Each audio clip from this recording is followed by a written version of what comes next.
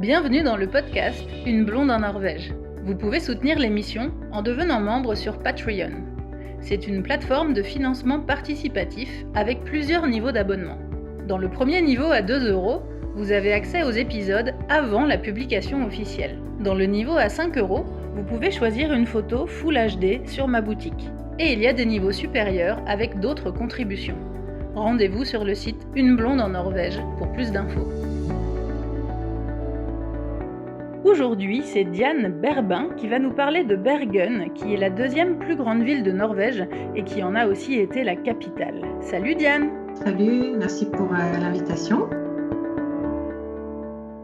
Tu es guide à Bergen, on s'est rencontrés lors d'une visite de ville lorsque je travaille comme tour leader avec des touristes français et on s'est recroisés plusieurs fois par la suite et j'ai donc pensé à toi pour nous parler un petit peu de la passionnante histoire de Bergen.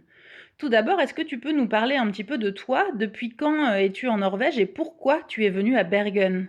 Moi, ça fait 16 ans que j'habite en Norvège et j'ai toujours vécu à Bergen. Et je suis arrivée à Bergen parce que c'est là que j'ai terminé ma maîtrise de... Je faisais une maîtrise de langue, littérature et civilisation scandinave, comme ça s'appelait à l'époque, à la Sorbonne. Et je suis partie en Erasmus à Bergen parce que j'avais un professeur qui m'a recommandé cette ville. D'accord. Et j'ai pas voulu... j'ai plutôt eu beaucoup de mal à retourner à Paris quand j'ai terminé mon année là-bas et j'étais décidée à m'y installer en fait. Et c'est ce que j'ai fait. J'ai terminé mon diplôme et je me suis installée à Bergen. Tu as trouvé du travail facilement là-bas? Moi, j'ai vraiment commencé de zéro parce que même si j'avais étudié la langue norvégienne, c'était quand même assez difficile au départ, il faut bien l'avouer. En plus de ça, je parlais pas bien l'anglais. Donc, j'ai commencé par des petits boulots dans les restos. Je servais les touristes dans les hôtels et tout ça. Ouais. Ça m'a forcé à pratiquer la langue aussi avec les collègues. Enfin, j'étais jetée directement dans le bain. Ouais. Donc, d'un certain côté, je suis contente d'avoir pas bien maîtrisé l'anglais dès le début. Oui, t'es pas du tout passé par l'anglais du coup. T'as appris le norvégien direct. Ouais, et l'anglais, je l'ai appris aussi en Norvège, finalement. Donc, et après, j'ai commencé à travailler en bureau et ensuite, j'ai passé le diplôme de guide très vite. Dès que je me suis installée, en fait, donc ce métier-là, je le pratique. Ça aurait été ma 16e saison cette année. Ouais. Donc ça, je l'ai fait dès le départ, mais c'est un travail à Bergen, on ne peut pas vraiment vivre toute l'année, en fait. C'est très saisonnier. Donc, tu es obligé d'avoir un autre travail à côté. Donc, maintenant, je travaille à la mairie. Voilà.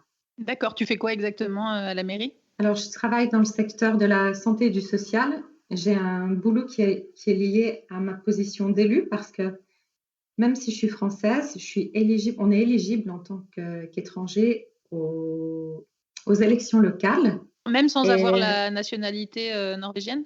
Ouais, la nationalité, ça sert seulement, enfin, si tu veux être éligible, ça te permettra d'être éligible aux élections du Parlement. D'accord. Mais sinon, tu peux être élu aux élections locales. Et moi, je suis engagée à côté de ça depuis 10 ans dans le domaine de l'environnement et la défense des droits sociaux. Mm-hmm. Et de fil en aiguille, ça m'a amené, voilà, j'ai été élue et là, j'ai un poste qui est lié à ça, qui est à 100%, à temps plein, où je prépare les affaires du secteur de la santé et du social. On a un comité qui s'occupe de ces affaires-là. Et moi, je suis vice-présidente de ce comité, en fait. Voilà, c'est un peu technique à expliquer, mais c'est mon boulot pour 4 ans, quoi, pendant la période électorale qu'on a ici.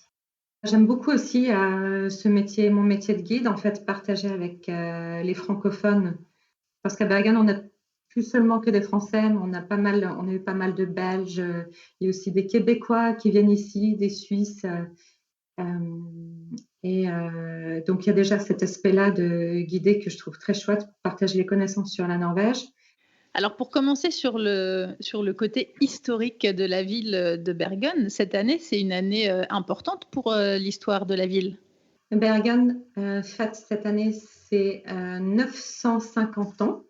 Ouais. La ville, elle a été fondée en 1070 et on était prêt à faire la fête partout, à organiser des cérémonies Ouais. des événements culturels, mobiliser les écoles, mais avec la pandémie. C'était prévu pour quand cette célébration? Bah, c'était pour cette année, en fait, tout au long de l'année. Sur Ouais. toute l'année, quoi, avec plein d'événements. Exact, c'est ça. Donc finalement, c'est tombé un petit peu à l'eau, mais il y a quand même, comment dire? Ben non, en fait, il n'y a pas grand-chose. Malheureusement, il y a peut-être quelques articles dans les journaux qui ressassent l'histoire de la ville de Bergen. Il y a eu quelques trucs, quelques conférences en ligne de l'université, etc. Mais malheureusement, c'est tombé à l'eau. Ouais, il n'y a pas d'événement public organisé du coup. Ouais, non, il y a malheureusement plus rien on peut plus faire grand-chose. Mais Ouais. on avait dit, avant de décider de fêter les 950 ans, en fait, on s'était en ville, enfin à Bergen, on se demandait, mais pourquoi pas les 1000 ans, quoi, parce que 950 ans, c'est pas une année totalement ronde. Oui, c'est vrai, c'est vrai. Oui, oui, carrément, je me suis demandé pourquoi célébrer, enfin pourquoi pas, hein, mais Donc il y avait eu un débat. 950 ans. Ouais, effectivement. Donc il y a eu un débat là-dessus. Il y en a qui étaient pour, il y en a qui étaient contre. Et en fait, on pense que il y en a beaucoup quand on fêtera les 1000 ans de Bergen qui seront plus là, en fait. Donc c'était un petit peu ça. Allez, on le fait maintenant. On ne pourra pas le faire pour les 1000 ans. Donc tu viens de nous parler justement de la fondation de la ville. Est-ce que tu peux nous expliquer un petit peu depuis le début, l'évolution de la ville de Bergen? Bergen, elle a été officiellement fondée en 1070. C'est la date officielle. C'est là que un roi qui s'appelle Olaf Skirre aurait décidé de donner le statut de ville à Bergen, qui était en fait un lieu idéal à cette époque où s'installer, parce que la partie historique aujourd'hui, qui est la partie du vieux port, c'est en fait une baie qui est naturellement profonde à l'origine, bien protégée au large par les îles et entourée par les montagnes, ce qui fait les tempêtes, on est plutôt bien protégé des tempêtes, on est à l'abri. Et puis pareil, avec les montagnes, on est bien protégé de tous les côtés, si on peut dire, et surtout, on avait des eaux très poissonneuses. Et à l'époque, quand la ville a été fondée, c'était surtout le hareng, la pêche au hareng qui était très en vogue. Mm-hmm. Mais on peut dire que c'est le poisson qui a contribué qui a fait de la ville de Bergen ce qu'elle est devenue. Tout au long de l'histoire, le poisson était une marchandise très importante jusqu'à aujourd'hui. Bergen, ça reste la capitale des grandes multinationales qui sont dans le saumon. Elles ont toutes leur siège ici à Bergen, donc il y a une longue histoire liée à ça.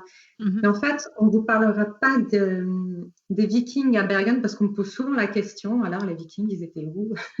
Est-ce qu'il y en avait à Bergen? Est-ce qu'il y en avait à Bergen? Alors, les traces les plus anciennes d'habitation, c'était juste une grosse ferme qu'on avait près du mont Ulriken. C'est un des 7 monts qui entourent le centre de Bergen. Alors, on pourra y revenir. Cette ferme, elle daterait de l'époque du roi Harald à la belle chevelure.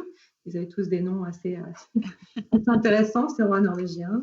Donc, c'était avant un siècle, à peu près un siècle avant la date officielle de la fondation de la ville.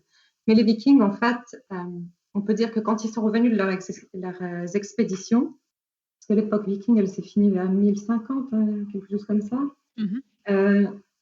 Donc, en redevenant sédentaires, on voyait en Bergen un lieu idéal donc, où s'établir, en fait, par rapport à ce que je viens d'expliquer, la situation géographique et puis beaucoup de poissons, s'installer, voilà, pouvoir survivre de façon très, très correcte.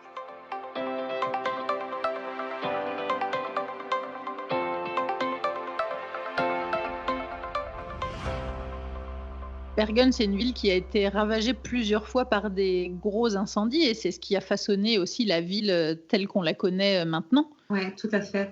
Alors, ce qui est très spécial dans l'histoire de Bergen, alors déjà, c'était une ville construite majoritairement en bois et tu me diras comme la plupart des villes et villages en Scandinavie ou en Norvège, ouais. Mais malheureusement, Bergen a été très touché par les incendies.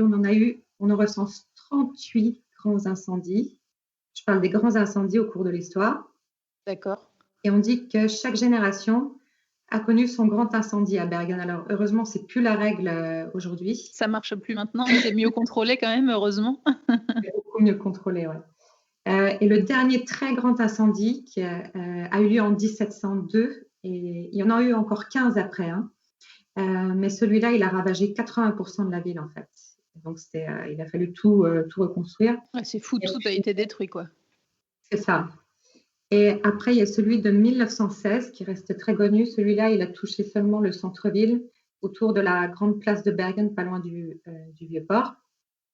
Et dans ce secteur-là, aujourd'hui, il est absolument interdit de construire en bois. Et on a plusieurs places dans cette zone, y compris la grande place du centre-ville. Elles ont été aménagées, ces places-là, au départ comme place coupe-feu, pour limiter la propagation d'éventuels futurs incendies. En fait, oui, c'est ça, parce que du coup, quand on reconstruit après, je suppose qu'on a toujours en tête cette peur des incendies futurs, et du coup, on essaye de faire en fonction pour essayer que les incendies se répandent le moins vite possible, et puis d'essayer qu'ils n'y arrivent pas du tout. Mais... Ouais. Donc, ce qui fait que les incendies, ils ont contribué. Il n'y a pas que les architectes et les urbanistes qui ont formé Bergen, mais aussi les incendies ont une part très importante dans cela et l'adaptation faite autour de ça. Et puis, après, on a eu l'incendie de 1955 qui est très important en fait. Celui-là, il a touché le quartier hanséatique, c'est le quartier des maisons en bois près du Vieux-Port, qui est classé au patrimoine mondial de l'UNESCO. Et quand il a démarré cet incendie en 1955 près du quartier historique, on a réussi à le maîtriser très vite. Il a été très modeste au final. Mais pendant près de 20 ans, par la suite, on y a fait des fouilles archéologiques sur place et on y a déterré plein de choses, des objets qui nous ont permis d'en apprendre vraiment beaucoup sur l'histoire de Bergen au cours du Moyen-Âge, parce qu'on n'en savait pas grand-chose. Et surtout, on a découvert plus de 600 inscriptions runiques sur des bâtonnets en bois. Et ça, c'est vraiment très spécial dans l'histoire de la Scandinavie, parce qu'on a retrouvé quasiment aucune rune gravée sur du bois. Et donc ça, c'était dans le quartier de Briggen. C'est ça, c'était dans le quartier de Briggen. Donc pour ceux qui nous écoutent et qui ne connaissent pas Bergen ou qui y sont allés mais qui ne se souviennent pas bien, c'est ce quartier avec toutes les maisons en bois alignées de toutes les couleurs très typiques. C'est vraiment l'image de Bergen qui est sur toutes les cartes postales le long du port. Donc c'est ce quartier Briggen. C'est ça, c'est le quartier emblématique qui renferme tout un pan de l'histoire de la ville, en fait. Donc cet incendie, il a été révélateur en quelque sorte alors. Oui, il a permis déjà de comprendre comment la ville de Bergen... Enfin, on a eu la confirmation que Bergen avait été fondée dans ce secteur, en fait, parce que le quartier de Briggen est le marché aux poissons, tout le vieux port, la vieille baie. C'est vraiment le berceau de la ville. Bergen, ça a commencé... de ce côté-là, en fait. Toutes les parties d'ici, oui. Ouais. Et Bergen, c'est en fait une ville très, très grande. Elle s'étend sur 465 km². C'est immense. Je ne sais pas si vous voyez un peu l'envergure. J'avais trouvé une statistique qui disait qu'on pouvait y caser 230 fois la principauté de Monaco. Donc, ah ouais, quand même. Si ça vous donne une idée. Donc, ça s'est vraiment développé au cours du temps. Mais c'est vrai que c'est toujours difficile de se rendre compte de l'étendue des villes. Paris, je crois, c'est 110 ou 120 km², un truc comme ça. Donc, du coup, Bergen, c'est 4 fois plus. Ouais, ça donne la perspective tout de suite. Et quand on parle des incendies, à Bergen, on a 7 casernes de pompiers, en fait. Et quand je raconte ça aux touristes, ça les étonne. Mais vu que la ville est très étendue, les habitations sont très dispersées, il faut pouvoir intervenir très vite, vu qu'aujourd'hui, les constructions sont encore beaucoup conçues avec du bois. Ouais. À l'intérieur comme à l'extérieur, en fait. On se rend bien compte quand on prend le funiculaire dans le centre de Bergen pour aller en haut du mont Fløyen et qu'on a cette vue panoramique, c'est un peu le Montmartre de Bergen. Quand on a cette belle vue sur toute la ville avec les fjords et tout, c'est vrai que là, on prend vraiment conscience de l'étendue de la ville, en fait. Ah ouais, c'est ça, tout à fait. Et c'est donc très concentré, par contre, au niveau du centre-ville. Il y a à peu près un tiers de la population qui réside autour de secteurs du Vieux-Port, entre les 7. Enfin, ils appellent ça des montagnes, mais c'est plutôt entre collines et monts. C'est des collines, c'est ça. Il ne faut pas leur dire. Non, on ne leur dira pas. On ne va pas les vexer. Et tout le reste est éparpillé derrière. Mais les maisons ici, traditionnellement, elles sont... Quand tu regardes les maisons typiques de Bergen, elles sont assez petites, elles sont toutes en bois, dans des rues étroites. C'est vraiment le Montmartre de Norvège avec ses petites rues pavés avec les maisons en bois de toutes les couleurs qui sont assez petites. C'est vrai que souvent, quand je m'y promène avec les touristes, c'est quelque chose qu'ils remarquent tout de suite. Ils disent: «Ah ouais, c'est petit», enfin, ça a l'air cosy et puis c'est vrai que c'est très beau parce que c'est en bois avec des couleurs, c'est très décoré avec des fleurs et tout, c'est vraiment magnifique. Mais c'est vrai qu'on voit tout de suite que c'est pas des grandes villas, quoi. Non, et ça a une raison historique parce qu'au départ, ces quartiers-là, c'était des maisons de gens issus de milieux assez modestes qui travaillaient dans les entrepôts de poissons, qui étaient des marins ou qui travaillaient dans les corderies plus tard. On vivait en famille nombreuse dans ces petites maisons-là. Donc au départ, c'était des quartiers populaires qui étaient c'était construit sans plan, bien précis. Les maisons, des fois, on a l'impression qu'elles sont construites les unes sur les autres. Il n'y a pas beaucoup de lumière. C'est pas très droit aussi. Pas très droit, ouais. Et puis, il y a souvent des toitures très pointues. Ça, c'est caractéristique de Bergen. Des toits avec des angles pointus qui descendent assez bas. Et ça, c'est adapté au climat parce qu'il pleut beaucoup. Et à l'époque aussi, il y avait plus de neige. Donc, ça permettait ça dégageait beaucoup mieux. Ça ne s'accumulait pas sur la toiture. Pas sur les toits, oui. D'accord. Ouais. Mais aujourd'hui, c'est des quartiers, comme tu parlais de Montmartre, là, par contre, le prix de l'immobilier, c'est plus le même type de personnes qui vit dans ces quartiers-là. C'est devenu. C'est plus un quartier populaire, en tout cas. C'est plus un quartier populaire. C'est quoi les prix à peu près pour louer une maison comme ça? Est-ce que tu as une idée des prix? Alors, si tu loues un petit appartement avec 2 chambres, un appartement à 50 mètres carrés, tu en auras au moins pour 1 000 €, quoi. Mais vraiment, 1 000 €, c'est bien. Ouais, c'est un bon prix déjà. C'est pas cher, c'est déjà un bon pas prix. Cher, ouais. C'est une belle offre. C'est une belle offre, ouais, donc ça donne une idée du niveau des prix. Mais en conséquent, c'est des gens qui ont les moyens aussi, ceux qui sont propriétaires, d'entretenir les quartiers parce qu'il y a une certaine exigence d'entretien. Il y a des façades classées patrimoine historique, donc il faut évidemment les moyens aussi pour entretenir. Et est-ce qu'on a le droit de peindre sa maison de n'importe quelle couleur? Alors, ça, c'est une bonne question. En majorité, ces maisons anciennes, ces petites maisons comme ça, en bois, elles sont peintes en blanc. Alors, au départ, c'était un pigment qui était très cher, qui était importé du Danemark, et seules les personnes riches pouvaient se permettre de peindre leur maison en blanc. Alors là, on remonte au XVIIIe siècle, quand c'est devenu en vogue chez les personnes aisées. Et puis ensuite, c'est devenu meilleur marché et tout le monde s'est jeté sur le pigment blanc parce que ça faisait très chic. Ça faisait chic. C'est pour ça qu'on n'utilisait pas trop d'autres couleurs, même si avant, c'était surtout l'ocre, les couleurs plus organiques qui étaient utilisées. Alors aujourd'hui, le blanc, il reste de rigueur, mais en fait, c'est la mairie qui approuve la couleur. Si vous voulez, par exemple, peindre votre maison en rose électrique, ce qui a été fait par une dame il y a quelques années, elle a peint la maison en rose électrique sans demander l'autorisation. Et les voisins, ils sont allés la dénoncer. et je crois qu'elle a reçu une amende et elle a changé la couleur. Alors, ils se sont mis d'accord, ils ont négocié. Elle l'a repeint en rose saumon. C'est une petite variante un peu plus soft. Voilà. Donc, on peut quand même trouver d'autres couleurs. Il faut quand même que ce soit validé par la commune, du coup. Voilà, il faut quand même valider, ouais. Tu parlais du pigment, justement, blanc. Et on voit beaucoup les fermes et les granges qui sont de couleur rouge. Est-ce que tu peux nous expliquer pourquoi? Alors oui, ça, on me le demande souvent aussi. Les corps de ferme, ils ne sont pas en rouge. Il paraît qu'autrefois, il y a très longtemps, c'était fait à base de sang. C'était mélangé à de l'huile.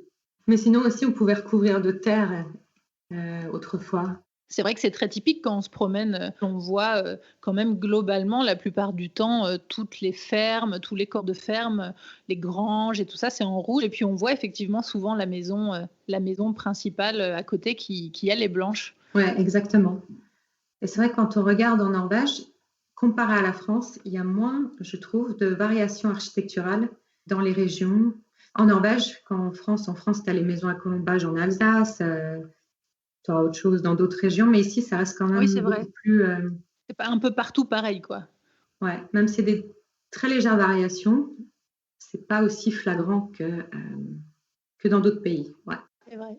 Tu nous as parlé tout à l'heure des Hanséates qui s'étaient établis dans le quartier de Bryggen. C'était à quelle période? Est-ce que tu peux nous parler un petit peu de cette période? Ouais, alors Cette période des marchands de la Hanse ou des Hanséates, elle est vraiment extrêmement intéressante. Pour ma part, c'est la partie que je préfère de l'histoire de Bergen, parce que c'est très particulier en fait. Ces marchands-là, c'était des marchands allemands qui venaient déjà au XIIe siècle faire du commerce à Bergen. Ils venaient acheter du poisson, entre autres. On faisait du troc à l'époque. On échangeait du sel et autres marchandises contre du poisson. Contre du poisson, hein. En Norvège, ouais. Et Bergen avait réussi très vite à s'assurer le monopole de l'export de la morue séchée. Alors la morue, elle était pêchée au nord, vers les îles Lofoten, et elle était séchée là-bas, sur place, et c'était ramené ensuite à Bergen, qui était la plaque tournante en fait pour l'export de cette marchandise vers l'Europe. D'accord, mais c'était juste pour l'export du coup, c'était pas pêché au large de Bergen. Non, ça venait de plus loin en fait. Ça venait du nord. C'était devenu un gros business, si on peut le dire en ces termes. Et il n'y avait pas que les Allemands qui venaient s'en procurer, il y avait aussi des marchands anglais d'un peu partout. Et pour commencer par le commencement, en fait, il y a un vieux texte de 1171, alors c'est très bien daté. C'est tiré de la saga des rois de Norvège, je crois, qui est un passage très connu ici à Bergen, qui disait qu'à Bergen, il y a tellement de poissons séchés qu'on ne peut ni le mesurer ni le compter. Les bateaux et les hommes viennent de toutes parts, d'Angleterre, d'Allemagne, du Groenland et tant d'autres nations qu'on peut faire la liste entière. Fermez les guillemets. Alors, ce petit passage nous expliquait déjà qui venait à Bergen et à quel point le poisson était important, en fait. Et ensuite, ces marchands allemands, ils ont commencé à s'organiser en ligue, donc la fameuse Ligue de la Hanse. En France, on ne connaît pas spécialement. Les Suisses, apparemment, ils l'étudient plus à l'école.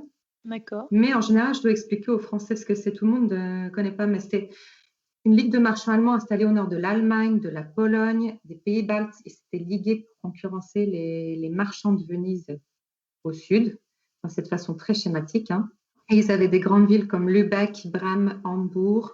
Et ils avaient fondé aussi des comptoirs à l'étranger. Alors, il y en avait un à Londres. Donc, ils avaient un quartier, une petite zone pour eux à Londres, pour l'export de laine. Il y en avait un à Novgorod en Russie, c'était pour les peaux de fourrure. Il y en avait un à Bruges en Belgique, c'était pour les tissus délicats.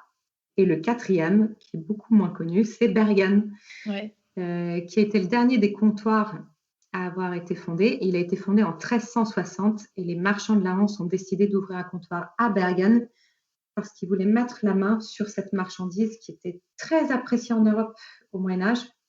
Une Europe catholique qui consommait beaucoup de poissons le vendredi. Mais de rien, ça créait un business. Et la morue étant séchée, elle ne prenait pas de place dans les tonneaux, on pouvait en entasser en grande quantité. Et ça se conservait très longtemps sur les traversées en bateau. Et puis, chez soi aussi, hein, il y avait qu'à réhydrater avec du lait ou de l'eau. Et ça contenait aussi tout l'alphabet des vitamines. C'était très bon pour la santé. Ah oui, je ne savais pas encore quelles vitamines à l'époque. Mais quand on en mangeait, on pouvait se maintenir en bonne santé, éviter le scorbut, l'anémie. Enfin, c'était vraiment un produit d'une qualité exceptionnelle. C'est pour ça qu'ils se sont installés à Bergen en 1360. Mais quand je suis dans ce quartier avec les touristes, ils me demandent, mais OK, comment ils ont fait pour prendre toute la place? Est-ce qu'ils ont viré les Norvégiens? C'est ça, est-ce qu'il y a eu une petite guerre? Est-ce qu'ils sont battus? Ouais, comment ils ont fait? Comment ils ont fait? En fait, il y a une explication naturelle, entre guillemets, à cela. Alors, on est en période de pandémie, donc c'est dû à une autre pandémie qui est la peste noire. Et la peste noire, elle est arrivée en Norvège par un navire anglais en 1349. Et on peut remercier. Alors, j'aime bien plaisanter et dire merci aux Anglais. Merci aux Anglais. Merci les Anglais. Merci. Ils débarquent avec leur bateau à Bergen et la peste noire se répand dans tout le pays en un rien de temps. Et la peste, elle décime les 2/3 de la population en Norvège. Et on a des zones du pays qui ont mis vraiment du temps à se repeupler après ça. Et ça affaiblit le pays sur le plan économique, bien sûr, sur le plan sanitaire. Il fallait relancer l'économie et les Norvégiens ont finalement été sympas et ont laissé les marchands allemands s'installer. D'accord. Ouais, parce que ça faisait un moment quand même que les marchands de la Hanse étaient intéressés par ce filon-là. Ils voulaient absolument reprendre le commerce, l'export de morue, mais les Norvégiens disaient toujours non. Après la peste, voilà, il n'y avait plus de... Voilà. C'était un moyen de relancer un peu l'économie aussi, quoi. Ouais, c'est ça. Et c'est comme ça qu'ils se sont installés. Alors, la peste noire, c'était en 1349 et les marchands allemands ouvraient leur comptoir en 1360. Donc, en 11 ans, ce qui est assez rapide, je trouve, pour l'époque. Et puis, il fallait s'en mettre de la peste. Donc, ça montrait à quel point ils voulaient s'installer à Bergen aussi. Ouais. Et ils sont restés jusqu'en 1754. Ouais, donc, ils sont restés longtemps, même, c'était pas quelques années, quoi. Ouais, le quartier de Bergen a été démantelé bien après que la Ligue de la Hanse ait commencé à se dissoudre, en fait. Ça a commencé à se dissoudre à peu près un siècle auparavant. La Ligue était très affaiblie sur la fin. Mais à Bergen, ça marchait tellement bien ce commerce de poissons qui n'était pas concurrencé. Et Bergen, c'est aussi quelque part une impasse. C'est tout au nord de l'Europe. On est au 60e degré de latitude nord. Après, il n'y a plus grand-chose, hein. Si on peut dire au niveau des marchandises. Ouais. Donc, c'était une situation exceptionnelle qui a fait de Bergen une des villes les plus riches de Scandinavie pendant très longtemps. Bergen, c'était la plus grande ville de Norvège jusqu'en 1830, même quand Oslo est devenue la capitale. Alors, ça, on aime bien le rappeler parce que les Bergenois, ils sont ultra patriotes. Ouais. Et du coup, c'est à quelle période que Bergen a été la capitale de la Norvège? Alors ça, oui, ça, on en est très fiers aussi. Alors, je dis on parce qu'on est contaminé par ce patriotisme, en fait. Et ouais, on est obligé. Bergen a été la capitale tout au long du XIIIe siècle, ça, on en est sûr. Après, les historiens, ils n'arrivent pas trop à se mettre d'accord sur la date de départ. Mais on a quand même beaucoup. Pour la Norvège, beaucoup d'édifices datant du Moyen-Âge. On a la vieille forteresse près du quartier, dans le quartier historique, près du quartier hanséatique. Mm-hmm. On a une vieille église en pierre. On en a plusieurs même qui datent du XIIe, XIIIe siècle.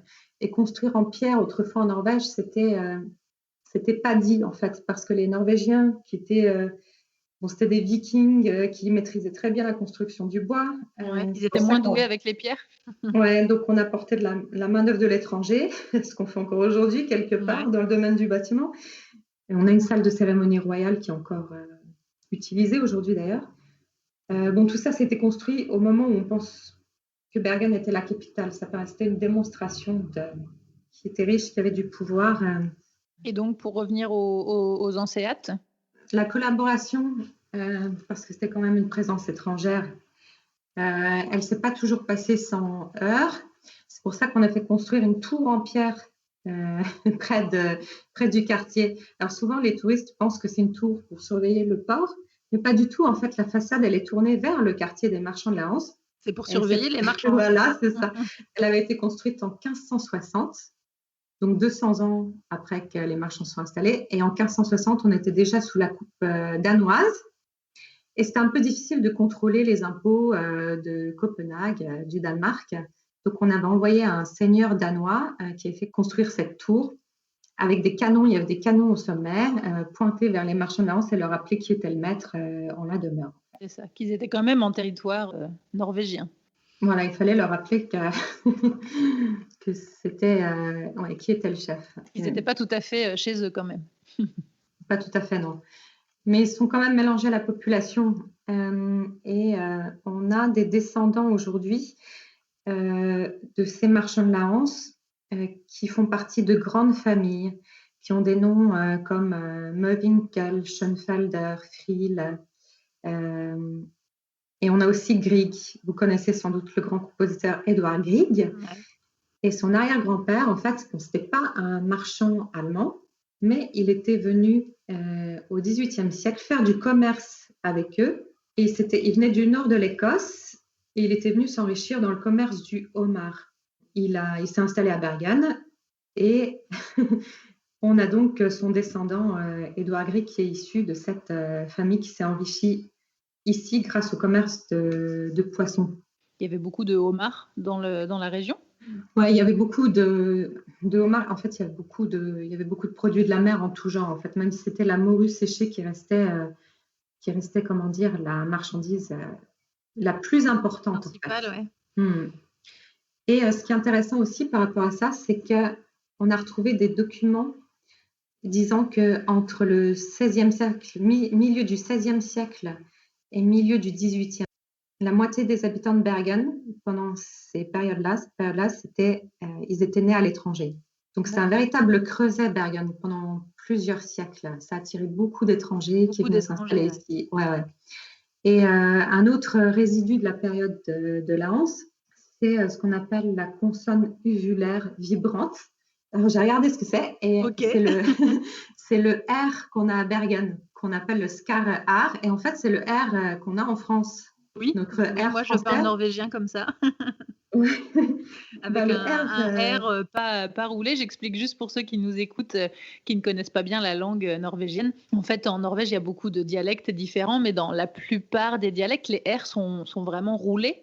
Mais il y a quand même quelques dialectes qui utilisent un R dur, comme on le fait en France. Et moi, je parle en norvégien avec un skar R, avec un R dur. Donc voilà, je ne sais pas ce que tu utilises toi, mais... Moi, c'est le R français, j'ai jamais réussi à faire. Non, ouais, moi non plus. À chaque fois que je discute avec mes collègues au boulot et qu'ils enregistrent leur voix off et qu'ils font des beaux R roulés, là, je les regarde, je dis, mais comment tu fais? Mais j'essaye des trucs là avec ma langue, mais non, ça marche pas, quoi. Ouais, non, c'est vraiment pas possible. Donc, c'est pour ça, pour moi, le dialecte de Bergen, c'est parfait. Vraiment parfait. Pour parler de la Hanse, ce qu'elle nous a laissé à Bergen, c'est aussi le nom de la bière de Bergen. En fait, parce que chaque ville de Norvège a sa propre marque de bière. Ouais. Si je me rappelle bien, à Oslo, c'est la Regnes. Ouais, c'est ça. À Tromsø, c'est la Mack. Ouais. Les autres, je me souviens pas, mais à Bergen, c'est la Non, je sais pas trop, c'est vrai que je connais celle de... À Bergen, c'est quoi, du coup? C'est la Hansa. Et Hansa, ça veut dire la Hanse, en fait. D'accord. Et souvent, on me demande l'étymologie d'où ça vient, qu'est-ce que ça veut dire hanséatique, ligue de la Hanse. Mais en fait... ce qui est facile à retenir, c'est si vous prenez le nom de la compagnie aérienne allemande, la Lufthansa, ça veut dire compagnie, tout simplement, et Luft, c'est air. Voilà, donc vous avez l'étymologie en gros de la Hanse, quoi. Quand il y a eu l'incendie de 1955 qui a commencé à prendre le quartier, les pompiers sont intervenus très vite, et heureusement d'ailleurs, ils ont réussi à sauver la quasi-totalité de ce qui restait déjà de ce quartier, parce qu'au départ, il s'étendait tout au long du Vieux-Port. Mais avec le temps, comme je te l'ai dit au début, il y a eu plusieurs incendies au cours de l'histoire, et le quartier il a été touché aussi, et ça a fait peau de chagrin. Et les gens, quand ils ont vu l'incendie partir en 1955, beaucoup applaudissaient, ils sont sortis dehors en s'exclamant voilà, qu'on laisse brûler tout le quartier, c'est rempli de rats, c'est vrai que c'était abandonné et tout ça. Et aujourd'hui, en fait, plus personne ne regrette que le quartier ait été sauvé par les pompiers.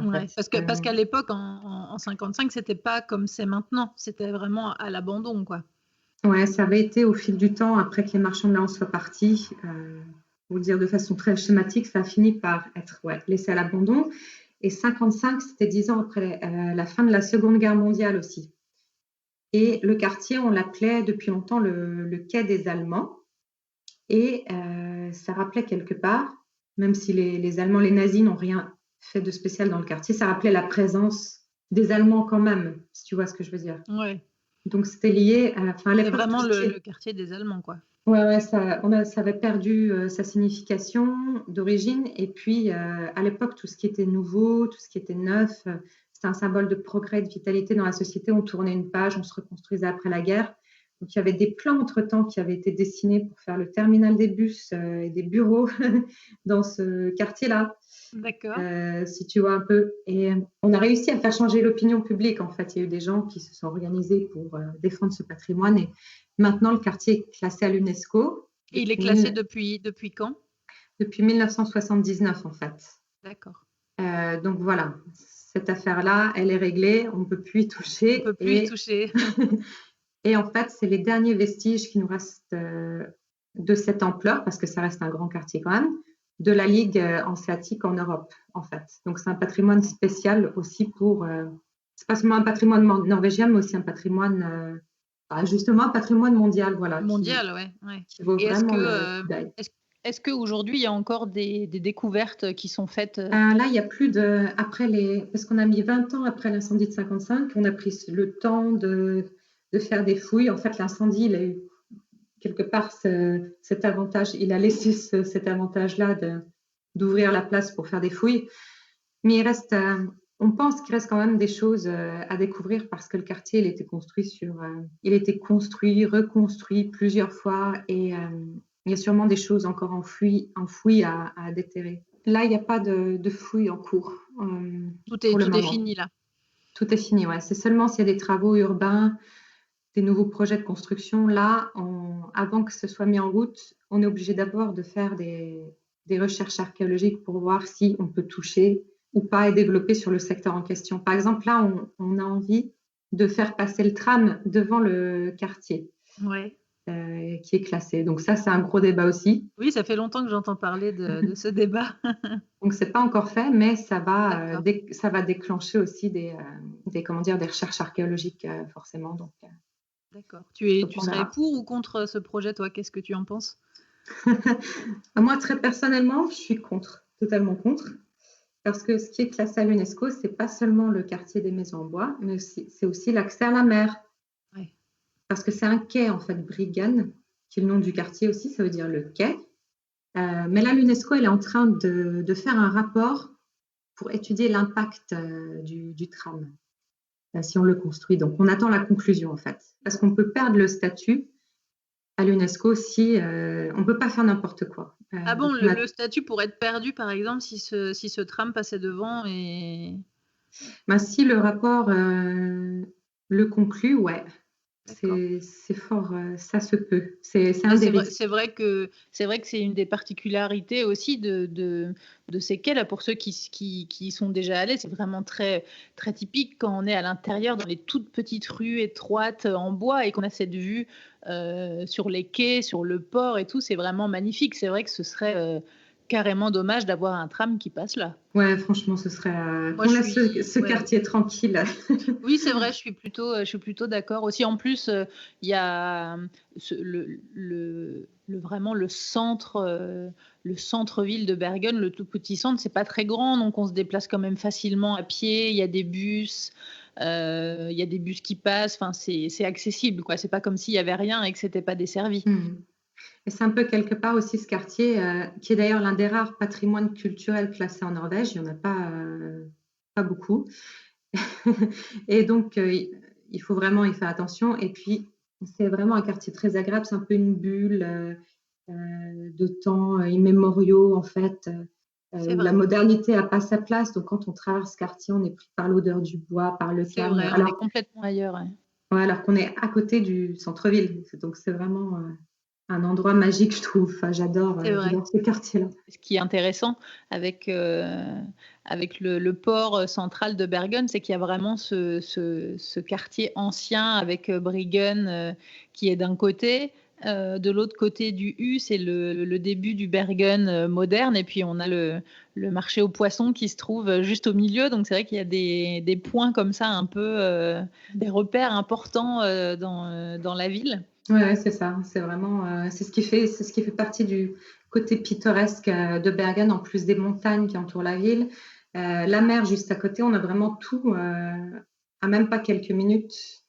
Où on se déplace, on est très vite soit à la mer, soit à la montagne, soit oui, c'est vrai que c'est tranquille. Quand on est du côté de Briggen, là, c'est vraiment juste à côté. On va de l'autre côté du port et on est dans le Bergen moderne, entre guillemets. Est-ce que tu peux nous parler un petit peu justement de cette autre facette de Bergen, de la ville moderne?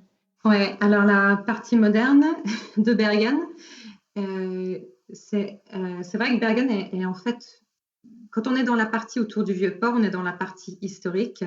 Et après, on a une grande place où se trouvent les centres commerciaux qui est à proximité. Et c'est là aussi où on trouve le théâtre de Bergen qui a été construit en 1850 et ça a été le premier théâtre national de Norvège. Alors ça, on en est très fiers aussi ici. Qui est très fréquenté encore aujourd'hui. En fait, les Bergenois, ils adorent aller au théâtre et les billets, ils sont bien subventionnés aussi, ce qui fait que c'est accessible à toutes les bourses. Mais quand ça a été fondé, ce théâtre à Bergen, à l'époque, on était encore sous la coupe danoise. Danoise, ouais. Et la culture, ça se passait en danois ou au Danemark, en fait. Et avoir un théâtre... Tout se passait en danois, en fait.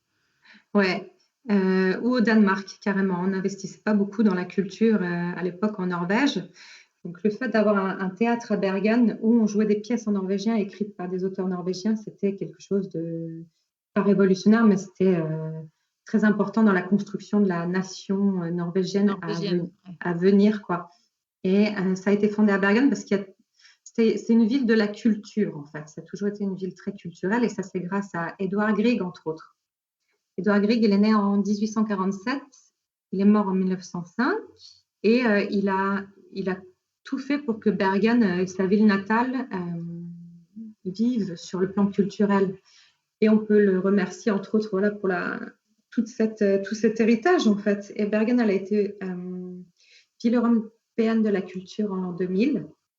Donc ça, on en était très fiers aussi. Parce que Bergen, il faut redimensionner aussi, en fait. C'est une très grande surface, mais il n'y a pas beaucoup d'habitants. Il n'y a que 280 000 habitants. Et par rapport au nombre d'habitants, le choix sur le plan culturel, il est quand même très important.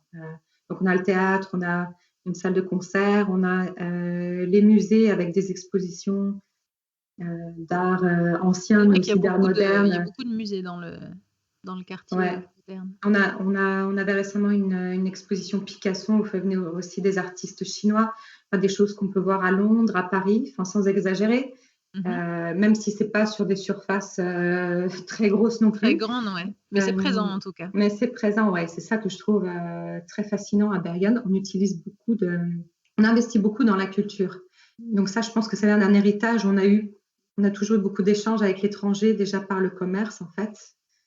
Et ça continue à imprégner la ville. Et on a aussi un milieu musical qui est très, très vivant. Et on a des grands artistes que tu connais peut-être. Il y a Kygo. Ouais. Il est de Bergen. Il habite à Bergen, là, d'ailleurs. On a aussi Röyksopp, c'est de l'électro. Il y en a, je pense qu'ils connaissent. Il y a Kings of Convenience, qui était connu. Je ne sais pas où c'en est aujourd'hui, mais c'était très connu. Il y a aussi tous les groupes de black metal. Donc ça, c'est un autre genre. Ouais. On a les compositeurs de la musique de la série Viking sur HBO, si je ne dis pas de bêtises, le groupe s'appelle Vardruna, qui fait de la très belle musique. Qui sont à Bergen. Ils sont tous de Bergen. Il y a aussi, j'ai découvert il n'y a pas très longtemps, une rappeuse qui est franco-norvégienne. Elle parle français. Elle est assez jeune, elle s'appelle Mia Roussel. Je connais pas. Le pseudo Luna, et franchement, c'est pas mal du tout. Et on a aussi organisé le concours de l'Eurovision de la chanson en 1986, alors il faut le savoir. La Belgique qui avait gagné, mais les Norvégiens, ils adorent l'Eurovision. Oui, c'est vrai, ils sont très... Il y a des concours à la télé, le Melody Grand Prix, le concours de sélection du coup pour savoir quel groupe ou artiste norvégien va participer à l'Eurovision, et c'est vrai que c'est très très populaire ici. Ouais, c'est une vraie institution, c'est assez impressionnant. Ouais, c'est vrai. Mais je pense que c'est parce que les Scandinaves, ils font toujours des bons résultats. Ils arrivent dans les premiers, les Suédois. Oui, c'est vrai qu'ils sont souvent un peu au moins dans les 4-5 premiers. Alors que nous, les Français, on fait pas non, plutôt, on s'en fout un peu à la fin de la liste. C'est ça. Par rapport au théâtre, justement, est-ce que tu peux nous parler un petit peu des figures importantes qui ont influencé justement la culture de cette époque-là? Tu parlais de Grieg. Grieg, il a justement collaboré avec Henrik Ibsen. Alors, pour ceux qui sont un peu dans le théâtre, la littérature, ils connaîtront. Il a écrit des grands drames. C'est un dramaturge norvégien. Il a écrit Maison de poupée. Tout ça, c'est traduit en français. Tu trouveras ça dans tous les bons rayons scandinaves de la FNAC, etc. Et Edvard Grieg, il a collaboré avec Ibsen lorsqu'il travaillait à Bergen. Ibsen, il a été directeur du théâtre pendant un moment. Ils ont travaillé sur Peer Gynt et Edvard Grieg a composé donc la musique de cette pièce. Et c'est devenu, ça a donné des morceaux qui sont connus dans le monde entier aujourd'hui, qui sont des morceaux dans les pubs, utilisés encore aujourd'hui dans les pubs, au cinéma. Je ne vais pas vous les chanter, mais tu fais une recherche sur Google et tu trouveras Grieg, La Marche des Trolls. on connaît en fait les airs, les mélodies de Grieg, mais on ne sait pas forcément que c'est de Grieg, mais on connaît tous les mélodies qui sont vraiment très, très, très connues. Ah, mais c'est ça, tout le monde connaît une mélodie de Grieg, c'est obligé. Bah, c'est vrai que souvent, quand je le passe dans le bus, quand je fais les tours, je parle un petit peu de Grieg, je raconte un petit peu son histoire et tout, donc je vois les gens qui sont là comme ça, ah, ouais, non, bah, on connaît pas, et puis quand je passe le morceau, ah, mais c'est lui. Ouais, c'est ça.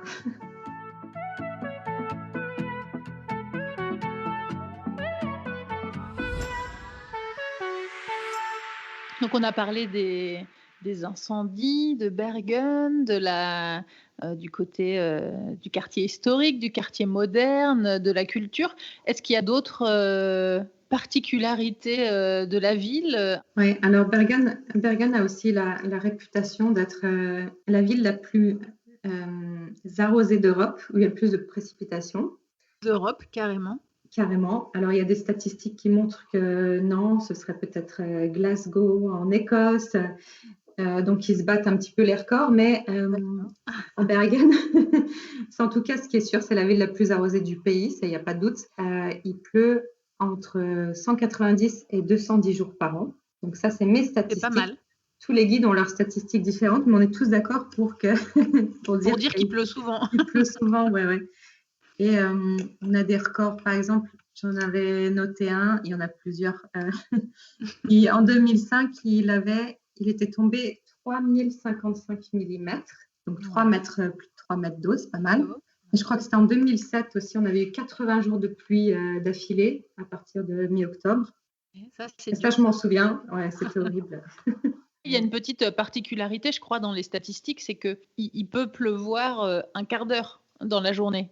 Oui, même s'il pleut que 2 minutes, ça rentre dans les statistiques. Mais voilà, exactement. Donc, c'est vrai que des journées où il fait beau, mais où il pleut quelques minutes, ça arrive, il y a plein d'endroits où ça se passe comme ça. Donc, c'est vrai qu'il ne faut pas s'imaginer que c'est des journées où il pleut très fort, non-stop du matin au soir. Ça peut être que 2 minutes de pluie et hop, ça rentre dans les statistiques, quoi. Ça peut, ouais.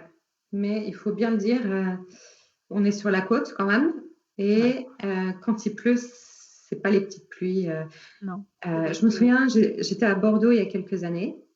Et on était sur une terrasse, c'était l'été, il se met à pleuvoir, mais c'était de la petite pluie toute gentillette. Les gens, ils courent pour se mettre à l'abri. Mais ça va pas, j'étais avec des Norvégiens en plus. Mais qu'est-ce que vous faites ? Qu'est-ce qui se passe ? Et puis au bout de 10 minutes, c'était terminé. Ouais. Mais nous, non, c'est vrai qu'à Bergen, on court pas. Non, on dit qu'il n'y a pas de mauvais temps, il n'y a que des mauvais vêtements, en fait. Alors ça, tu vois, c'est une expression qui revient dans tous les épisodes. Que ça on parle de n'importe quoi. Ça marche aussi à Bergen. Et c'est vrai qu'on le voit beaucoup, ne serait-ce que dans la tenue des gens. En fait, les gens sont pas du tout en mode citadin, petite jean, petite veste en cuir, machin. C'est plutôt jogging kawaii, quoi. Ah, c'est ça, c'est le standard. Et en tant que femme, si tu aimes bien mettre des talons, t'oublies en fait, surtout à Bergen. En plus avec les pavés et tout, laisse tomber, c'est un enfer. C'est même pas la peine. Donc, ça s'est terminé. J'ai acheté des bottes en caoutchouc. Ça m'a pris quelques années quand même avant de m'y faire. Mais maintenant, j'en ai 3 paires, tu vois, de différents styles. Et tu es obligé de t'adapter. Il n'y a pas le choix. Il pleut beaucoup à Bergen, en fait, plus qu'ailleurs, parce qu'on a une situation géographique particulière. Alors, on appelle ça en géographie la pluie orographique. C'est une pluie qui arrive, en fait, quand les nuages viennent se heurter aux parois montagneuses. Donc, à Bergen, les nuages, ils viennent de l'ouest, ils viennent de la côte, et ils sont stoppés par les massifs montagneux qu'on a derrière. Et toute la pluie, elle nous tombe dessus, en fait, tout simplement. C'est pour ça qu'on n'est pas gâtés à ce niveau-là. Oui, c'est vrai qu'il y a vraiment des grandes différences de climat entre, par exemple, même si on est dans le centre, dans Bergen, et puis si on roule quelques kilomètres, mais on passe la barrière des montagnes, et là, du coup, c'est complètement différent. Oui, ça peut changer, ouais. Quand tu vas à l'intérieur des terres aussi, les températures, elles changent. Le climat est assez diversifié au final. À Bergen, il fait pas très froid l'hiver. On a des températures douces toute l'année. En fait, il fait jamais très chaud ni très froid. Il fait jamais très froid, et c'est quelque chose qui surprend aussi les touristes, parce que j'y suis passée aussi l'hiver plusieurs fois, et c'est une ville où il y a très très très rarement de neige. Oui, tout à fait, ouais. Il neige plus beaucoup. ça tient pas. Ça tiendra évidemment sur les sommets des montagnes, mais en bord de mer, dans tout ce secteur-là, non, ça tient absolument pas. Et ça, c'est grâce en fait au courant du Gulf Stream qui réchauffe toute la côte norvégienne. Et quand on est sur la côte, c'est vrai que les températures elles restent plus douces, ce qui fait qu'on n'est pas, on souffre pas du froid déjà. Mais si vous allez à 1h30 de Bergen à l'intérieur des terres, par exemple à Voss, là c'est là qu'on trouve la première station de ski d'ailleurs, là il fait à plus proximité froid. de Bergen, et là c'est autre chose. Ouais. On appelle aussi Bergen la ville porte d'entrée vers les fjords. Quels sont les fjords que l'on trouve au plus près de Bergen? Et oui, alors ça, c'est ce qui fait tout l'avantage d'habiter à Bergen, en fait, parce que tu m'en voudras pas, hein, pour ceux qui sont près d'Oslo, mais on a une très bonne situation. On est juste à côté des fjords et ça, je trouve ça génial. Et on a alors ça, c'est la petite guéguerre. J'explique aux auditeurs qui connaissent pas l'histoire norvégienne. C'est un peu... pour comparer à la France, ce serait un petit peu la guéguerre Paris-Marseille, on va dire. Oslo-Bergen, c'est bon, on aime Oslo ou on aime Bergen, mais on peut pas trop aimer les deux. Il faut un peu choisir son camp. C'est ça, c'est carrément ça. Il y a vraiment un patriotisme très fort et on est très orgueilleux justement il y a aussi la proximité des 2 plus grands fjords au monde. En fait, on a à 1h30 à vol d'oiseau, on a le fjord de Sogn au nord, le Sognefjord, qui est le plus long au monde. Il fait près de 205 km. Et au sud, on a le fjord de Hardanger, qui fait une centaine de kilomètres. Et c'est des fjords absolument magnifiques. Ils sont magnifiques, ouais.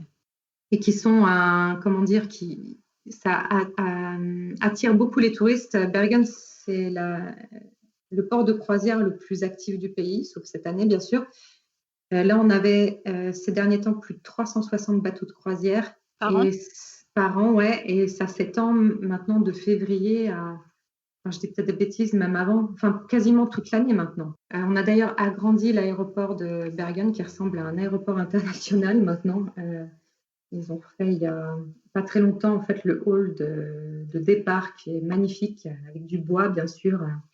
Et ils l'ont dimensionné en fait justement pour pouvoir accueillir tous les touristes. Tous les touristes. Ouais, parce que Bergen, c'est le point de départ si on veut se rendre très rapidement dans les fjords. Et c'est aussi le point de départ de l'Express côtier, qui est une autre institution en Norvège. C'est une flotte de 11 navires qui longe la côte tous les jours, toute l'année. Hurtigruten, donc pour ceux qui sont intéressés, qui veulent regarder pour faire une éventuelle future croisière. Et pour faire court, on en est très fiers parce qu'il ne passe pas par Oslo, l'Express côtier. C'est vrai. Il part de Bergen et il revient à Bergen. À Bergen, c'est une croisière magnifique. Il fait aussi des excursions l'été dans le fjord de Geiranger, qui est beaucoup plus loin, lui, par contre. Mais on a donc ces 2 fjords tout proches. Et c'est ce que je trouve...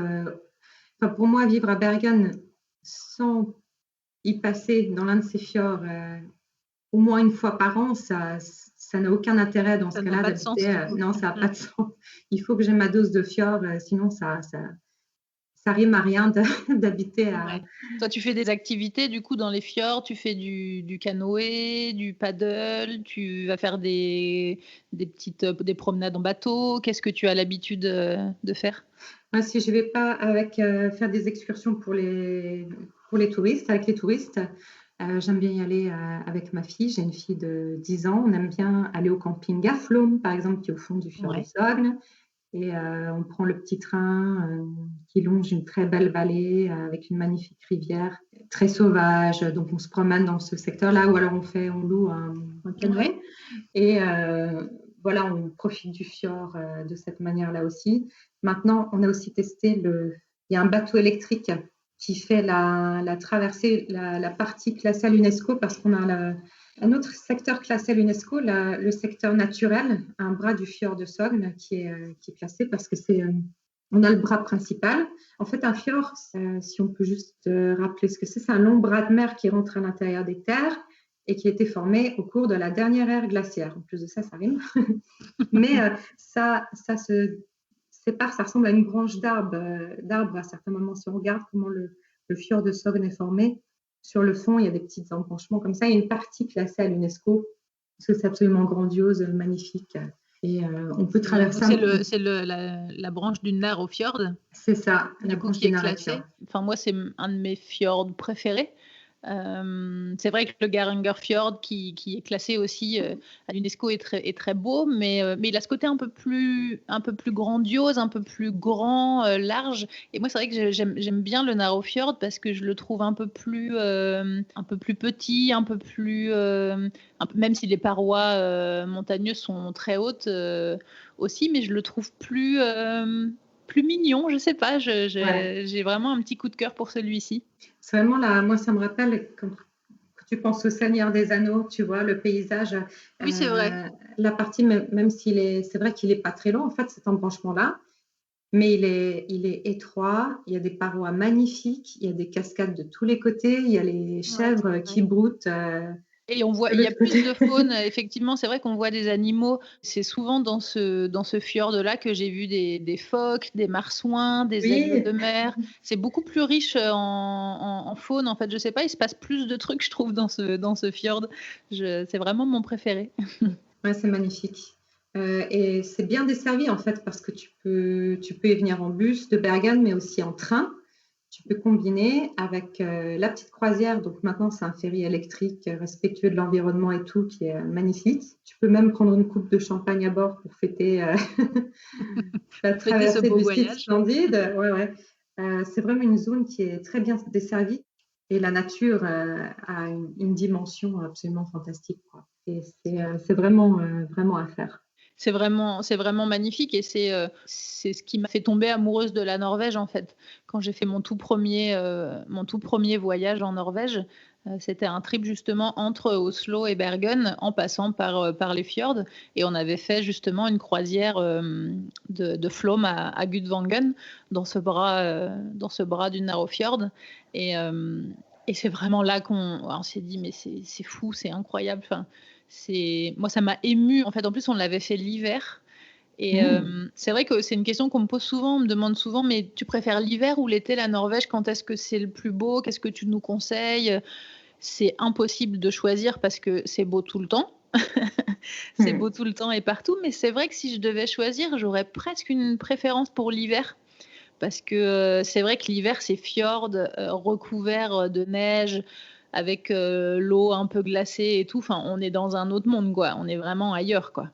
Ouais, j'ai exactement le même ressenti que toi. Moi aussi, j'ai eu le déclic quand moi je l'ai fait l'été, par contre, quand je suis venue la première fois en 2003, circuit, le classique de Bergen, c'est ça, avec le petit train, le fjord, le bateau, c'était vraiment magique. Et puis, comme tu dis, après tu découvres ça l'hiver et c'est encore une autre palette de couleurs qui reste tout aussi magnifique, en fait. Donc, parce que c'est vrai qu'on pourrait penser que l'hiver, c'est un peu figé, tu vois. On se dit, oui, bon, certes, il y a de la neige, mais du coup, il se passe rien, il n'y a pas toutes ces couleurs qu'il y a l'été, etc. Alors, c'est vrai que l'été, c'est très beau, c'est très riche aussi en couleurs, parce que c'est très vert.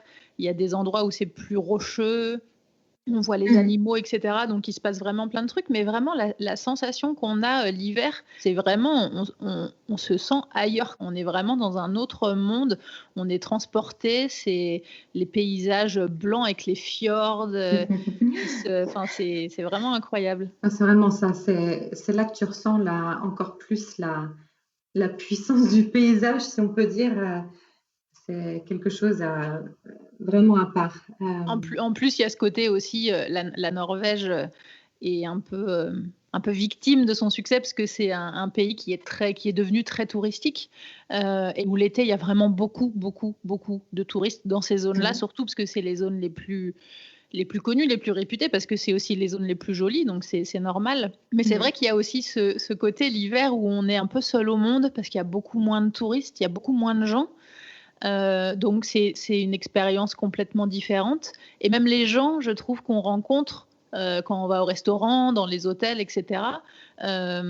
C'est pas la même approche du coup, parce qu'on n'est pas dans ce rush touristique, et c'est vraiment une expérience qui est complètement différente. Ouais, et puis on sait pourquoi on vient, on sait à peu près, on sait que ce sera peut-être on a une autre approche quand on vient l'hiver, ça c'est clair.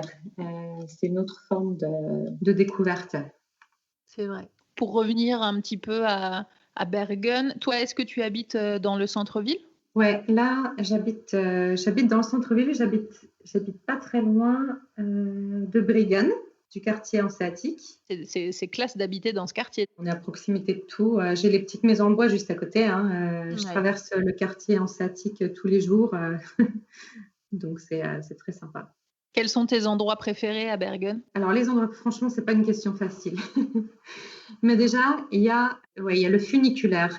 Prendre le funiculaire pour aller sur le mont Fløyen, qui est le mont à côté du marché en poisson, c'est le mont qui est le plus proche du centre-ville, si on peut dire, et qui est accessible c'est à 5 minutes de chez moi, en fait, l'entrée du funiculaire.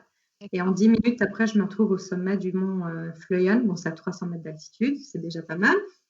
Et en fait, moi, ce que j'aime bien faire maintenant l'été avec ma fille, on a les hamacs. Tu sais, c'est une nouvelle mode, les hamacs en toile de parachute. Ouais. Ils sont hyper légers et tu accroches ça entre 2 arbres et faire ça sur la crête du mont Fløyen. D'accord, vous allez camper là-haut du coup?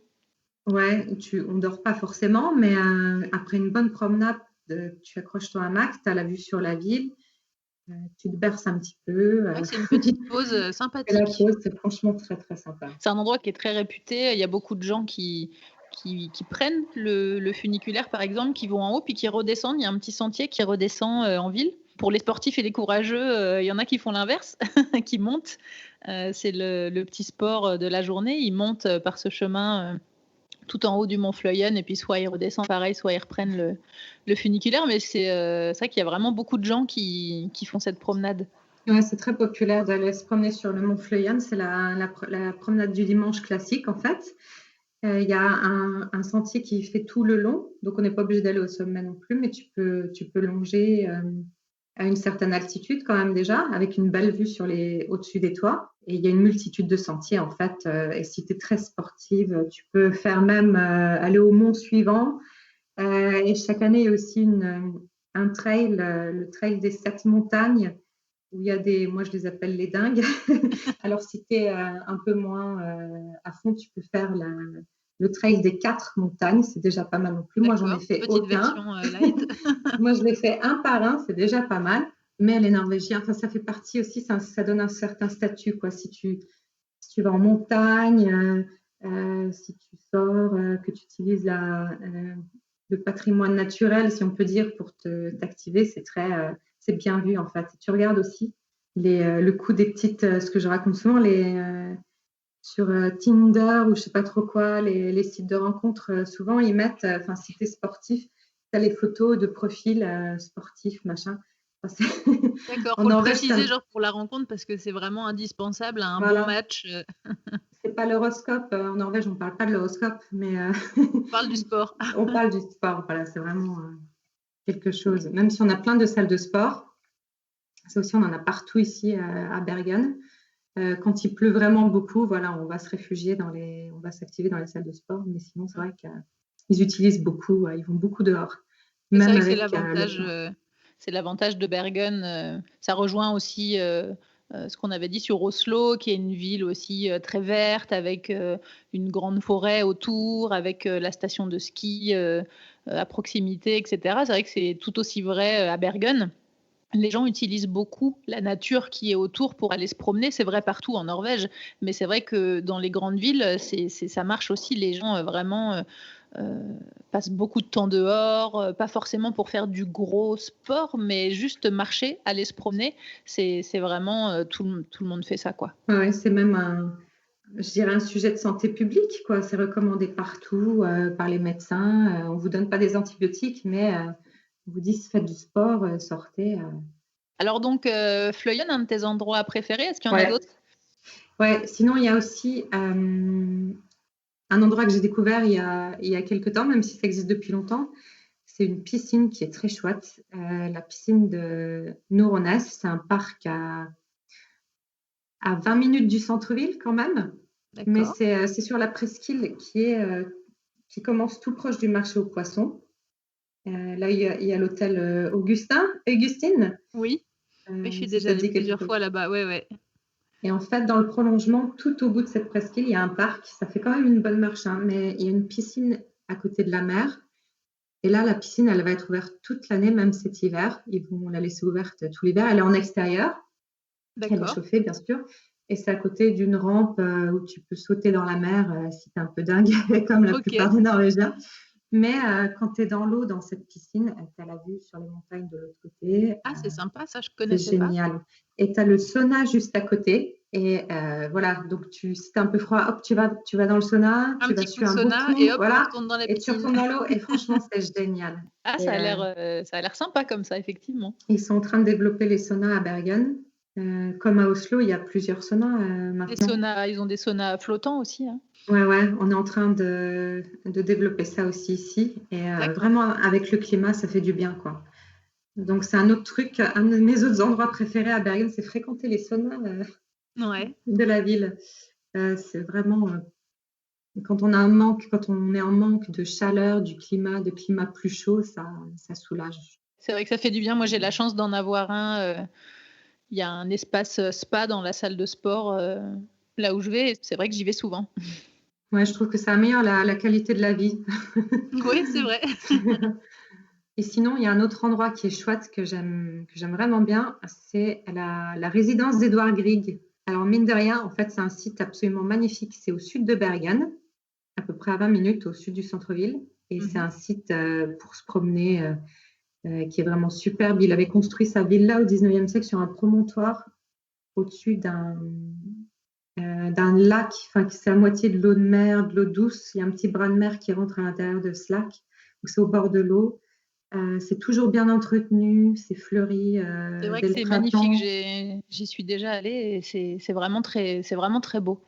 Et en ce moment, ils ont des concerts à midi quand on peut s'y rendre, hein, qui sont pas très chers. Tu peux écouter un peu de musique. Ça a une ambiance très intime. Et la promenade en dessous de la villa où il y a les cendres d'Edvard Grieg qui reposent. Ça, les gens ne savent pas, souvent ça les surprend, mais Edvard Grieg, ses cendres ont été déposées juste en dessous de sa propriété, en fait. D'accord, donc il est là-bas. Il repose à Bergen, ouais. Et je sais pas, c'est un site qui est vraiment très, très agréable, très reposant, très joli. C'est vrai, très fleuri. Ouais. C'est vrai. Il y a une atmosphère, je n'arrive pas trop à décrire, mais qui est très agréable. Alors peut-être c'est d'autant plus vrai maintenant que tu nous as dit que ces cendres reposaient là-bas, mais j'allais dire, on sent c'est un endroit qui a une âme, quoi. Oui, voilà, ouais, c'est ça, il y a quelque chose, il y a une âme, ça c'est très clair. Donc vraiment, c'est vraiment quelque chose à faire quand on est sur Bergen, en fait. Et puis, ça fait voir une autre partie de la ville aussi. Ça vous montre, ça se trouve maintenant près d'un quartier qui est plus aisé, mais avec des villas en bois qui sont vraiment très jolies. Et dans un site aussi très vert, très verdoyant, un peu boisé. Comme ça, c'est pas très loin aussi de l'église en bois debout. C'est une copie, mais qui est aussi dans le secteur. Donc, il y a vraiment... Ouais. C'est riche culturellement. Ouais. Qu'est-ce que tu penses d'Oslo? La question piège. C'est la question qui fâche. Alors, Oslo, franchement, j'y habitais seulement 3 mois. C'est vrai. J'y ai passé un hiver quand je terminais ma maîtrise parce que j'avais un professeur que je devais, qui participait à mon travail. Donc, j'étais obligée d'y aller et c'était pendant l'hiver, il faisait super froid, il faisait -13. J'avais une fenêtre dans la cité étudiante où j'habitais qui se fermait très mal. Enfin, c'était horrible, j'en ai un très mauvais souvenir. Mais maintenant, j'aime bien y aller en mode touriste de temps en temps quand je veux avoir ma dose de grande ville. C'est ça. Ville internationale, parce que pour moi, Oslo, c'est pas la Norvège. Oups. Quand on a vécu à Bergen, désolée, mais à Oslo, il y a quand même des trucs bien. J'aime bien me promener sur Akerbridge. Ouais. Il y a la petite plage de sable blanc maintenant. Enfin, ça s'est développé de façon énorme, quoi. Depuis que j'habite en Norvège, Oslo a changé une vitesse. Ça change très très vite. Justement, dans l'épisode que j'avais fait sur Oslo, on en parlait à la fin avec Thomas et on se disait que c'est vrai que tout change très très vite. Et c'est vrai qu'Oslo, ça c'est un conseil que je donne à ceux qui nous écoutent. Si vous voulez venir découvrir la Norvège, venir passer un week-end à Oslo, c'est un début. c'est une ville qui est très sympa et où il y a plein de choses sympas à faire, mais c'est vrai que Oslo, c'est pas la Norvège. Ça, je suis mais alors complètement d'accord. Oslo, c'est une ville moderne avec une architecture pas forcément très typique. Il y a pas ce côté petite maison en bois, etc. Comme on peut avoir à l'inverse à Bergen, qui a un côté vraiment historique et culturel beaucoup plus typique. Donc il y a plein de choses sympas à faire à Oslo, mais c'est vrai que Oslo, c'est pas la Norvège. Donc si vous voulez vraiment découvrir la Norvège, vous pouvez passer quelques jours à Oslo parce que c'est vraiment très sympa. Mais essayez de prévoir quelques jours pour vraiment aller dans le centre de la Norvège, à la découverte des fjords. Ouais, c'est ça. Oslo, ça suffit sur 2 jours, c'est très bien, parce qu'il y a des choses sympas à voir quand même. On peut aller voir, il y a des visites au Parlement, parce que ça se visite assez facilement en fait. On peut tout faire à pied aussi. Je me souviens que j'ai fait la visite en une journée. J'étais bien fatiguée après, mais... Oui, c'est pas très... C'est très étendu, c'est comme Bergen, comme tu disais tout à l'heure. En fait, c'est très étendu. Je crois que c'est 450, je crois, kilomètres carrés. Donc, c'est très, très étendu aussi. Mais vraiment, le centre-ville historique, entre guillemets, est pas très, très grand. Donc, on peut vraiment tout faire à pied, quoi. Il y a la mairie à l'intérieur. Il y a toutes ces œuvres qui sont très chouettes. Il y a quand même des choses à voir, les musées et tout. Mais c'est vrai qu'après, il faut prendre le train. On va à la gare, on prend le train pour Bergen. Il y a la fête du pays. Voilà, et on va à Bergen et on combine ensuite pour les fjords et sur 5 jours. C'est vrai que ce trip Oslo-Bergen en train, si vous voulez vous renseigner là-dessus, c'est un trip qui s'appelle Norway in a Nutshell. C'est le voyage que j'ai fait moi pour découvrir la Norvège, donc je le recommande parce que c'est vraiment ce qui m'a fait tomber amoureuse du pays. Et c'est vraiment un super moyen de découvrir vraiment toute la Norvège. C'est vraiment pour ça que ça s'appelle comme ça et c'est très bien fait parce qu'on a Oslo et Bergen, donc les 2 plus grosses villes, mais on a vraiment toute la Norvège du centre avec les fjords, etc. Donc c'est vraiment un panel très très intéressant de la Norvège en 5 jours. C'est un trip que vraiment je recommande. Exactement, et le faire dans ce sens-là aussi de Oslo, parce qu'après on a toute la progression en fait, tout le changement du paysage. C'est vrai. Ça va en crescendo en fait. C'est vrai. Puis c'est pas loin tu prends l'avion de Paris, c'est quoi, 2h10, 2h20 de vol. Ouais, c'est ça. Ouais. Que ce soit vers Oslo ou de Bergen, c'est la même. Ça met autant de temps en avion en vol direct. Ouais. Et les 2 villes sont extrêmement bien desservies. Enfin, Bergen, on a des vols directs avec Air France. Oui, il y a des vols directs en temps normal, bien sûr. Ouais. Mais c'est vrai ce que tu dis, le côté crescendo, parce que moi, quand j'ai fait ce trip, on en a pris mais plein les yeux. On l'a fait en hiver, ce voyage. Et en fait, c'était vraiment crescendo, la beauté, le côté sauvage, etc. Et ce que je raconte souvent dans les interviews, quand on me demande qu'est-ce qui a fait que vous vous êtes décidé pour venir vivre en Norvège, c'est qu'on a fait ce trip et justement, quand on est arrivé à Bergen, on a pris le funiculaire, on est allé en haut du mont Fløyen. Et là, j'avais comme 5 jours de cumul d'émotions qui sont sortis. C'était magnifique, il avait neigé et c'était tout blanc, c'était trop beau. Et là, je me suis mise à pleurer. Alors, pas pleurer, tu vois, à chaudes larmes, mais tu vois, j'étais émue, quoi. J'étais vraiment touchée. Et je me suis dit, mais qu'est-ce qui se passe ? Enfin, je suis en train de pleurer devant un paysage. Et en fait, on a un peu analysé tout ça et on s'est dit, mais ça nous touche. C'est ce voyage qui nous a vraiment décidé pour venir s'installer en Norvège. Ben, c'est ça, c'est vraiment la nature qui te convainc en fait. Ce ne sera pas les villes forcément en elles-mêmes, mais ce sera... toute cette nature quoi, qui ne ressemble pas forcément à ce qu'on s'était imaginé. Moi, je ne voyais pas la Norvège comme ça avant de m'y rendre. Je voyais ça comme quelque chose, seulement des forêts de pins, de la neige, de la brume. C'est vrai. En fait, c'est tellement plus varié que ça et tellement plus... c'est très riche. Plus riche que... Ouais. Donc, c'est vrai qu'avec l'épisode... que j'avais fait précédemment sur Oslo et puis là avec toutes les informations que tu viens de nous donner sur Bergen, on a maintenant une image plus globale des 2 plus grandes villes de Norvège et ça me manque Bergen parce que d'habitude avec les tours j'y vais une dizaine de fois par an à peu près et là j'y suis pas du tout allée cette année donc j'espère que j'aurai l'occasion de revenir bientôt parce que c'est une ville que j'aime beaucoup. Merci en tout cas Diane d'avoir passé un petit peu de temps avec nous. Je te remercie beaucoup. Ça m'a fait très plaisir de partager un petit peu de cette passion que j'ai à la base pour Bergen. Et puis j'espère te revoir très vite. J'espère aussi revenir très bientôt. Merci Diane. Salut. Salut. Retrouvez les épisodes sur toutes les applications de podcast et en format vidéo sur YouTube. N'hésitez pas à mettre des petites étoiles pour noter le podcast et à partager les épisodes. Merci à Louise et Pierre qui soutiennent le podcast sur Patreon. À bientôt!